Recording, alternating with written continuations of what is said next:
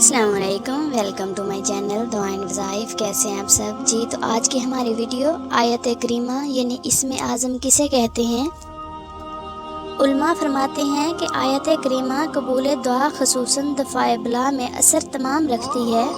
سعد بن ابی وقاص رضی اللہ تعالیٰ عنہ کی حدیث میں ہے کہ رسول اللہ صلی اللہ علیہ وسلم نے فرمایا، کیا میں تمہیں اللہ تعالیٰ کا وہ اسم اعظم نہ بتا دوں کہ جب وہ اسے پکارا جائے اجابت کرے یعنی قبول فرمائے، اور جب اسے سوال کیا جائے عطا فرمائے۔ وہ دعا ہے جو یونس علیہ السلام نے 3 تاریکیوں میں کی تھی، یعنی کہ آیت کریمہ لا الہ الا انت سبحانک انی کنت من الظالمین۔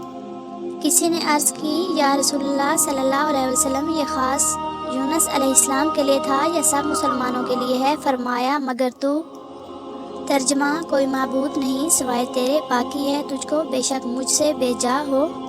حدیث میں آیا ہے کہ آیت کریمہ کی نسبت فرمایا ہے یہ اسم اعظم ہے جو اس کے ساتھ دعا کرے قبول ہوگی۔ یہ دعا سب مسلمانوں کے لیے ہے۔ فرمایا مگر تو نے خدا تعالیٰ کا ارشاد نہ سنا؟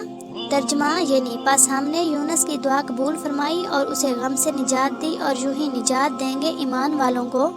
سید عالم صلی اللہ علیہ وسلم نے ایک شخص کو کہتے سنا، ارشاد فرمایا قسم خدا کی تو نے اللہ تعالیٰ سے وہ اسم اعظم لے کر سوال کیا کہ جب اس سے سوال کیا جاتا ہے اللہ تعالیٰ عطا کرتا ہے، اور جب اس سے دعا کی جاتی ہے قبول فرماتا ہے۔